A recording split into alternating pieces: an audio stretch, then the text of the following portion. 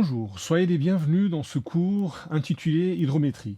Dans ce cours, nous allons voir à quoi sert de mesurer les niveaux d'eau et les débits d'une rivière en nature et comment on peut le faire de manière régulière.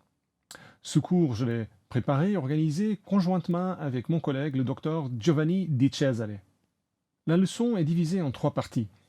D'abord, nous allons voir quel est l'intérêt pratique de mesurer les niveaux d'eau et les débits des rivières à certains endroits. Puis, on verra comment on peut mesurer les niveaux d'eau dans une rivière. Pour ensuite voir aussi comment convertir ces niveaux d'eau en débit à l'aide de mesures de vitesse. Alors, quel est l'intérêt pratique de la connaissance des débits d'une rivière? Tout d'abord, pour qu'on puisse utiliser l'eau, il faut pouvoir décrire son cycle de vie et en particulier sa disponibilité temporelle, c'est-à-dire identifier les périodes d'abondance et d'étiage. Un autre aspect lié à l'eau et aux activités humaines, c'est la sécurité. L'homme a toujours eu besoin de se protéger vis-à-vis de l'aléa hydrologique, soit par rapport aux crues, soit par rapport aux sécheresses.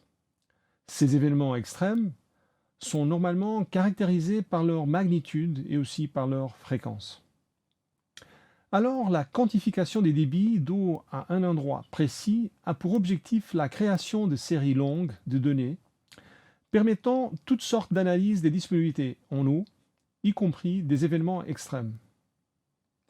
Une série longue de débits s'appelle un hydrogramme. Le cycle de l'eau comprend une partie atmosphérique et une partie terrestre. Nous commençons normalement par l'analyse des précipitations sous forme de neige ou de pluie. La précipitation est mesurée sur des stations météorologiques équipées de pluviomètres ou de pluviographes. Une série de précipitations mesurées dans le temps s'appelle un niétogramme. Une fois au sol, une partie de l'eau s'infiltre. L'infiltration dépend du couvert végétal du terrain, du type de sol, de l'usage fait des terrains, par exemple pour l'agriculture ou pour des forêts, mais dépend aussi de la perméabilité des surfaces et de la géologie. L'infiltration génère un effet de rétention d'eau dans le sous-sol. Cette rétention permet l'alimentation des cours d'eau en surface de manière décalée dans le temps, comme c'est le cas des débits des rivières pérennes pendant les périodes sèches, qui n'ont pas de pluie.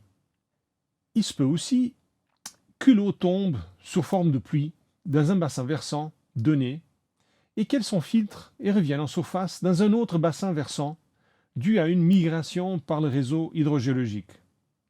On parle alors de perte hydrogéologique. Une autre partie de l'eau de pluie s'évapore. L'évapotranspiration est la perte d'eau du couvert végétal et des terrains, en fonction de la température, de l'humidité relative, de la radiation solaire et du vent. L'effet de ces agents sur un plan d'eau est appelé l'évaporation. On arrive finalement à la partie de la précipitation que ruisselle, c'est-à-dire la précipitation effective qui coule directement sur la surface du bassin versant et converge vers le réseau des cours d'eau. Le ruissellement de surface est alors la différence entre la précipitation totale, à laquelle on soustrait les pertes initiales par infiltration, ainsi que l'évaporation, mais à laquelle on ajoute l'alimentation des cours d'eau par les sources. Les eaux de surface se propagent et convergent vers les cours d'eau en fonction de la couverture du terrain, sa rugosité et le type d'obstacle rencontré. Leur vitesse d'accumulation et de propagation dépend aussi de la morphologie du réseau hydrique. Deux manières synthétiques de représenter les disponibilités en eau à un endroit précis sont les hydrogrammes et les courbes de débit classées. Un hydrogramme est une série chronologique des débits mesurés à un endroit.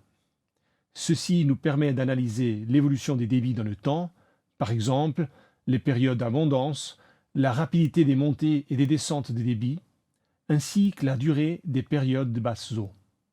La courbe des débits classés est une représentation des débits organisés de plus grand au plus petit. Ceci permet d'identifier le nombre de jours de dépassement de chaque valeur de débit, c'est-à-dire le nombre de jours pendant lesquels un débit donné a été dépassé. Les courbes peuvent être réalisées pour une année complète ou avec des données de plusieurs années. La courbe qui résulte de l'analyse de plusieurs années est appelée la courbe moyenne, la ligne rouge. Mais c'est important de garder en mémoire la notion de variabilité naturelle du cycle hydrologique, représentée par les courbes enveloppes de plusieurs années singuliers. La courbe des débits classés constitue un des éléments clés de toute étude d'utilisation de l'eau ou de protection contre l'aléa hydrologique. Elle nous fournit un nombre important d'informations. L'intégrale de la surface sous la courbe est le volume de l'écoulement annuel, c'est-à-dire la somme de tous les volumes qui passent par la section d'étude pendant une année. Le module de la rivière est alors le volume total divisé par le nombre de jours de l'année.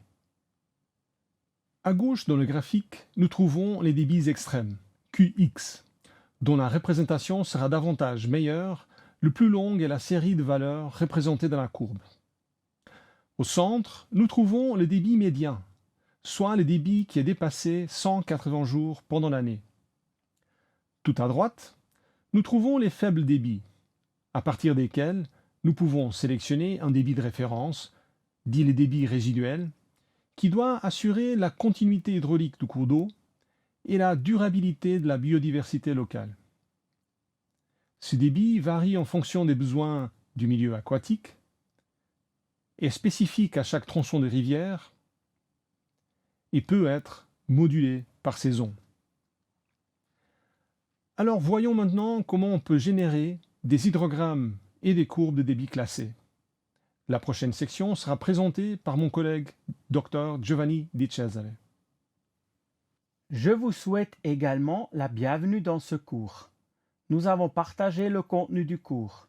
Je vais vous parler des diverses techniques de mesure et les outils qu'il faut, ainsi que la méthode pour passer des hauteurs d'eau mesurées vers des hydrogrammes de crues. Cela est utile pour la protection contre les crues, le transport solide et tout projet lié à l'utilisation de l'eau. Regardons maintenant la limnimétrie, soit la mesure des niveaux d'eau dans une rivière.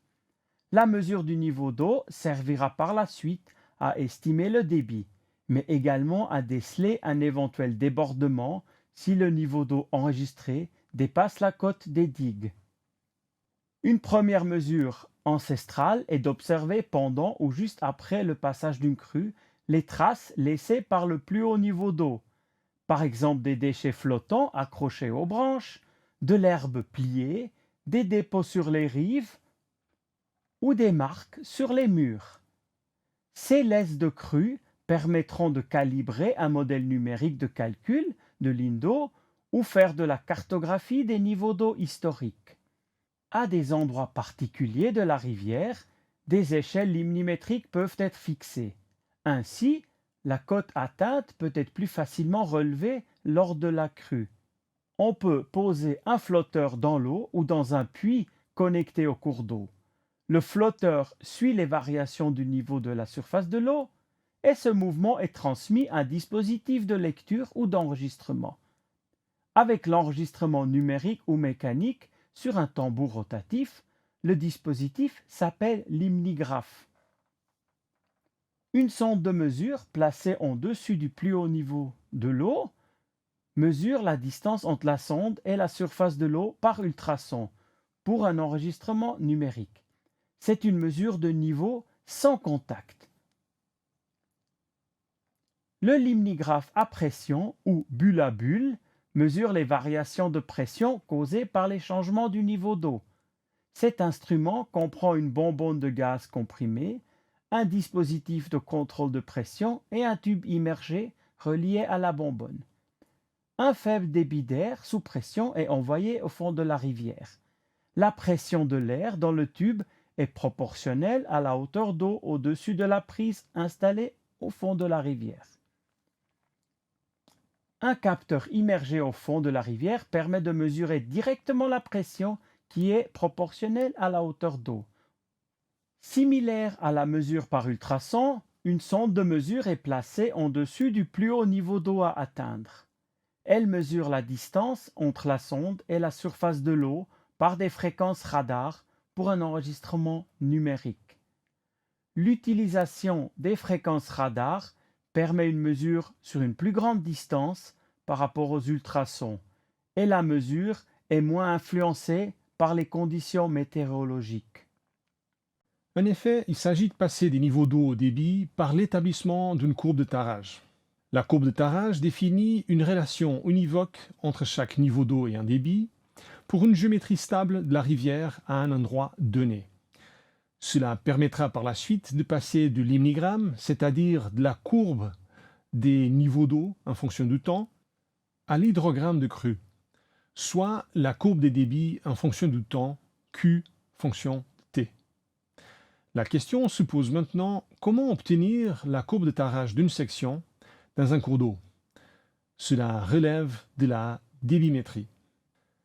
La débimétrie est le domaine de l'hydraulique qui s'occupe de l'estimation des débits à partir des mesures de niveau d'eau et de la distribution de vitesse de courant d'une rivière.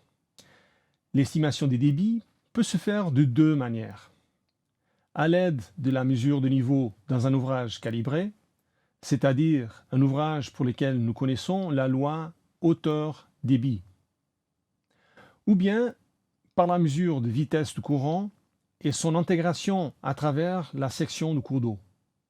Les ouvrages calibrés les plus courants qui permettent la réalisation de mesures de débit sur le terrain sont les seuils épais au standard, basés sur le principe de la transition de régime par déversement sur l'ouvrage, ou les canaux Venturi ou Parshall, basés sur la création d'un rétrécissement de section. Dans les deux cas, l'écoulement passe par le régime critique sur l'ouvrage. L'autre possibilité, c'est d'effectuer des mesures de vitesse de courant. Dans le cas des méthodes ponctuelles, il s'agit d'effectuer une seule mesure de vitesse que l'on considère représentative de l'ensemble de la section mouillée, et ensuite la multiplier par la section obtenue par relevé topo-bathymétrique. Cette mesure se fait à l'aide d'un traceur lancé dans l'eau en amont de la section de mesure et dont la concentration est mesurée à l'aval à une distance donnée. L'intervalle de temps entre l'introduction du traceur et le passage de la pointe de concentration dans la section de mesure permet d'estimer une vitesse moyenne de translation. Le traceur d'utilisation la plus courante actuellement est le sel. Un autre moyen de mesurer la vitesse moyenne dans une section, c'est par l'émission et la réflexion d'ondes acoustiques. Une autre possibilité, c'est l'utilisation de méthodes dites intégrales. Dans ce deuxième cas, la section transversale de la rivière est divisée en plusieurs sections sur la largeur. Dans chaque sous-section, on effectue une ou plusieurs mesures de vitesse pour un niveau d'eau donné. Le calcul du débit est alors l'intégrale des profits de vitesse selon la largeur du cours d'eau.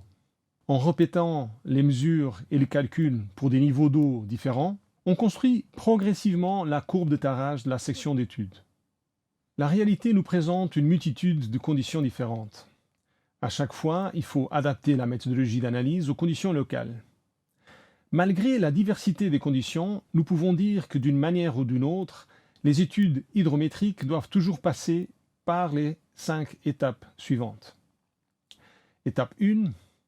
Collecte et tri des données disponibles ou en libre accès, en particulier de sections transversales de rivières, des données météorologiques et hydrométriques si existantes, y compris des données d'imagerie satellitaire telles que des précipitations, la radiation solaire, l'humidité, ainsi que des données de topographie. Étape 2.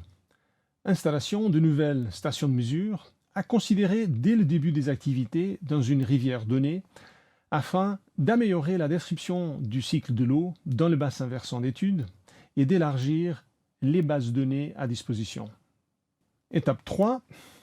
Exploitation des stations de mesure pendant une période de référence, de manière à obtenir un minimum, voire plus, de données permettant le calage et la validation de modèles hydrologiques qui reproduisent les cycles de l'eau.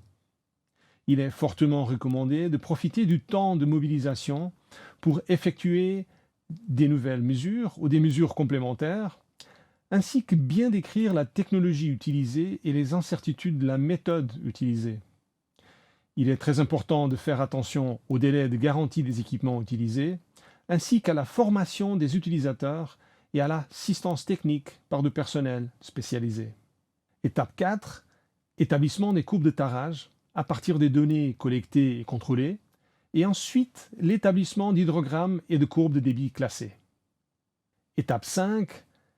Des mesures de suivi et de contrôle, notamment au niveau de la stabilité de la bathymétrie des sections de mesure et de la fiabilité des équipements utilisés.